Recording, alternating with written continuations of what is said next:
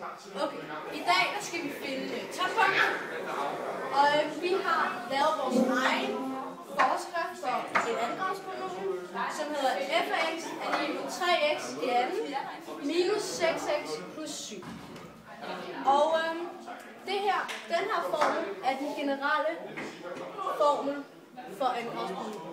Det vil sige, at der er ax i anden plus bx plus c, og så ud fra den kan vi bestemme, hvad der i vores forskrift er a, b og c. Og vi har bestemt 3 til at være a, og 6 til at være b og 7 til c. Til at starte med, så skal vi finde toppunktet, og vi skal finde ud af, hvad der er x, punktet på x-aksen og punktet på y-aksen. Og det starter vi med at sige, at vi skal starte med at finde x.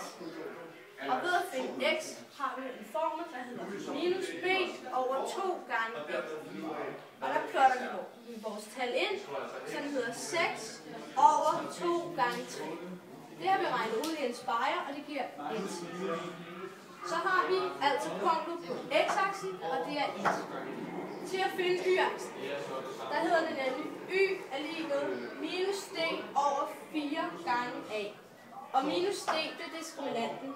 Og den har vi ikke, så den skal vi finde. Eller x med 3. Hej. Ja, nu skal vi så finde y-punktet.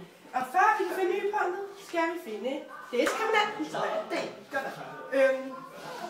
Og der ved vi så, at hvad a, b og c er, ud fra den forskrift på polynymia, vi lavede på den anden side. Så vi plotter faktisk bare de tal ind i den her formel, som du kan se her, som hedder b anden minus 4 gange a gange c. Det kommer til at se således ud. Minus 6 i anden, minus 4 gange 3 gange 7, og det har vi så regnet ud til at give 8, eller minus 48. Og så sætter vi det ind i y-t-formen, som hedder minus d divideret med 4 gange a. Det kommer til at se 48 plus 8, det bliver positivt, fordi det er minus og minus. Og minus og minus, det giver plus. Så vi har fået 48 divideret med 4 gange 3, som giver 4.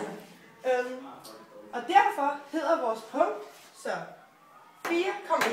Fordi 4 det er y-punkt, og 1 det er x-punkt. Og den kommer til at danne den her glade parade, som har en glad mund. Ja.